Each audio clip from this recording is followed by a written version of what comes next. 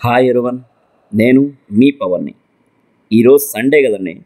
ఎతుక్కుంటూ ఒక అద్భుతమైన కళాఖండం చూడాల్సి వచ్చిందండి, నా టైం బాగాలేక. సో ఆ కళాఖండం ఏంటంటే మన జోవియల్ స్టార్ రాజ్ తరుణ్ నటించిన పురుషోత్తముడు మూవీ అండి.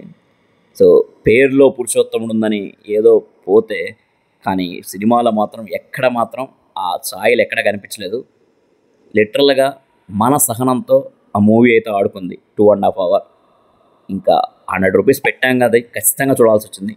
ఇంకా ఉన్నాయి ఈ సినిమా గురించి విశేషాలు మనం చెప్పుకోవడానికి, చాలా ఉన్నాయి. చెప్పుకున్నాం అంటే అన్నీ గొప్పవని కాదు, ఒక సినిమా ఇంకా రివ్యూ చేయాలి కాబట్టి చేస్తున్నాను. నాకైతే ఏం నచ్చలేదు, బట్ ఓసారి అసలు ఏంటి అనేది, క్యారెక్టర్లు ఎవరు ఏందనేది, స్టోరీ ఏందని చెప్పుకున్నాం. సో దీనికంటే ముందు ఒక్కసారి నా వీడియో మీకు నచ్చితే please like, share and subscribe.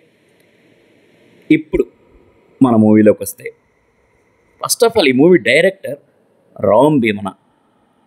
ఈ రామ్ భీమన అనేమో డైరెక్షన్ చేసేదానికంటే 4-5 సినిమాలు తెలుగులో, టాలీవుడ్లో 4-5 సినిమాలు డివిడీలు చూసేసి ఒక 2 రోజులు కాపీ చేసి యాస్టేజ్గా ఒక స్టోరీ రాసేసి చెప్పచ్చు.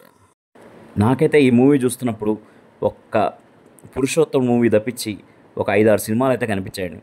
అవేంటంటే పిల్ల జమీందారు, బిచ్చగాడు, శ్రీమంతుడు, మహర్షి, శ్రీకారం, ఇలా ఒక 5-6 సినిమాలు కనిపించాయి. ఒక్క పురుషోత్తం మాత్రం కనిపించలేదండి. కొంచెం బాగానే చిరాకు కనిపిస్తుంది మూవీ అయితే. చాలా గుండె ధైర్యం కావాలి, చాలా సహనం కావాలి ఈ మూవీ చూడాలంటే. అందుకే నాలాగా మీరు మోసపోకూడదనే ఈ రివ్యూ చేస్తున్నాను. ఏదో టైటిల్ చూసి ఏదో ఫ్యామిలీ పరంగా మంచిగా ఉంది కదా అని అనవసరంగా వెళ్తారు ఈ మూవీకి. ఇది మూవీ అనడం కంటే ఒక సీరియల్ లాగా ఉంది. ఈ డైరెక్టర్ని పక్కన పెడితే ఇంకా మ్యూజిక్ డైరెక్టర్ గోపీ సుందర్, కానీ ఎక్కడ గోపీ సుందర్ మార్క్ అయితే మూవీలో ఎక్కడా కనిపిస్తుంది మనకి, ఐదర్ సాంగ్స్లో కానీ ఆర్ బీజిఎంలో కానీ. అండ్ యాక్టర్స్ పరంగా ఉన్నారు, చాలామంది ఉన్నారండి యాక్టర్స్, కానీ ఎవరినైతే కరెక్ట్గా యూటిలైజ్ చేసుకోలేదు. అన్న హీరోయిన్ హాస్ని సుధీర్, తనైతే జూనియర్ ఆర్టిస్ట్కి ఎక్కువ, హీరోయిన్ తక్కువ అన్నట్టుంది, అంతంత మాత్రంగానే ఉంది. అండ్ ఇంకా రమ్యకృష్ణ, మురళీ శర్మ, ప్రకాష్ రాజ్, రాజా రవీంద్ర, బ్రహ్మానందం, ఇలా చాలామంది ఉన్నారు. అయితే సామెత ఏంటంటే, ఒక సామెత చెప్పినట్టు, అంగట్లో అన్నీ ఉన్నా అల్లు నోట్లో శని అన్నట్టు. అండ్ బిర్యానీ చేయడానికి ఇంట్లో అన్నీ ఉన్నాయి, అన్ని ఐటమ్స్ ఉన్నాయి, కానీ సిలిండర్లో గ్యాసే లేదు అన్నట్టు. మూవీలో అన్నీ ఉన్నారు, అందరు యాక్టర్స్ ఉన్నారు, కానీ బట్ ఆ కావాల్సిన కథ మాత్రం లేదు. ఆ కథలో కొత్తదనం లేదు. ఏదో ఒక సీరియల్ చూస్తున్నట్టు, ఒక అప్ ఉండదు, ఒక డౌన్ ఉండదు, అలా అలా అలా నడిచిపోతుంటుంది. సో మూవీ అయితే మనల్ని పరీక్షించిందని చెప్పాలి.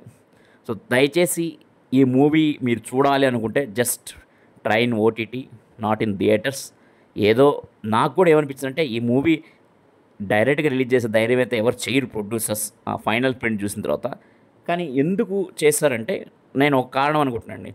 ఆల్రెడీ రాస్తారని ఇప్పుడు కొన్ని గొడవలు నడుస్తున్నాయి కాబట్టి, ట్రెండింగ్లో ఉన్నాడు కాబట్టి ధైర్యం చేసి ఈ మూవీ రిలీజ్ చేస్తారు, ఆడియన్స్ వస్తారులే అనే ధైర్యంతో. బట్ సోషల్ మీడియాలో, టీవీలో ఉండే ఇష్యూస్ వేరు అండ్ మూవీకి వచ్చే ఇష్యూ వేరు అని ఆటోమేటిక్గా ప్రొడ్యూసర్కి అర్థమైపోయి ఉంటుంది ఇప్పటికే. కాబట్టి ఈ మూవీ అంత చూడాల్సిన అవసరం లేదు. It's a bad movie. And సినిమాలన్నీ కలిపి ఒక సినిమా తీస్తే అనే దానికి ఒక ఎగ్జాంపుల్. అలాగని ఈ మూవీ ఆ విధంగా కూడా ఎంగేజింగ్ లేదు. రైతుల గురించి ఒక మెసేజ్ ఇద్దాం అనుకున్నారు, ఓకే పర్లేదు, కానీ message, but it's not that engaging. Work out అయితే అవ్వలేదు. ఎందుకంటే రైతుల గురించి ఆల్రెడీ చాలామంది చాలా చెప్పేశారు మన మెసేజ్లు. ఇప్పుడు కొత్తగా వచ్చి రాస్తారని చెప్పేదంటే కొత్తదనం అయితే మనకు అనిపించలేదు. పెద్ద పెద్ద మహేష్ బాబు, శర్వానంద్, ఇటువంటి వాళ్ళందరూ. అంతెందుకు, మన చిరంజీవి గారు కూడా రైతుల గురించి చెప్పాడు. సో కొత్తగా రాస్తారని చెప్పేది లేదు అని మనకి ఫీలింగ్ వస్తుంది. అంత ఇంపాక్ట్గా ఒక్క సీన్ కూడా, ఒక మూవీ మొత్తం మీద ఒక 30 సీన్లు వేసుకుంటే ఒక్క సీన్ కూడా ఆ ఇంపాక్ట్ ఉండదు. మెయిన్గా సింపుల్గా మీకు స్టోరీ లైన్ చెప్తే, మనోడు ఒక పెద్ద బిలీనియర్ అండ్ యూఎస్ఏ నుంచి అప్పుడే ఫ్రెష్గా వస్తాడు. ఒక కంపెనీకి సీఈఓ కావాలి, కానీ ఆ కంపెనీ సీఈఓ కావాలంటే ఆ కంపెనీ ఉండే పార్ట్నర్స్ అంతా ఇతను కాకూడదు అనే ఉద్దేశంతో ఒక చిన్న టెస్ట్ పెడతారు.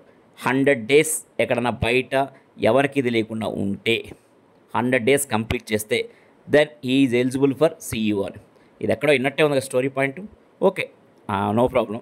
అదే కదా నేను చెప్పింది, అన్నీ కాపీ ఉంది. సో ఇతను రాయపులంక అనే ఒక ఊరికి వెళ్తాడు. అక్కడ ఉండే పూలు పండించే రైతులు వాళ్ళ సమస్యలు వీటన్నిటి మీద ఒక టైప్ ఆఫ్ యుద్ధం చేస్తాడు. రెగ్యులర్ మనకు కనిపించే తెలుగు సినిమాలో మాదిరి. ఈ మధ్యలో ఒక హీరోయిన్ అండ్ ఇక్కడే పోలీసులు, ఇక్కడే కామెడీ. కానీ ఏది మాత్రం మనకంత ఇంట్రెస్ట్గా అనిపించదు.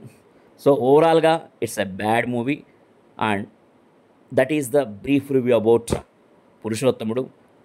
Thank you.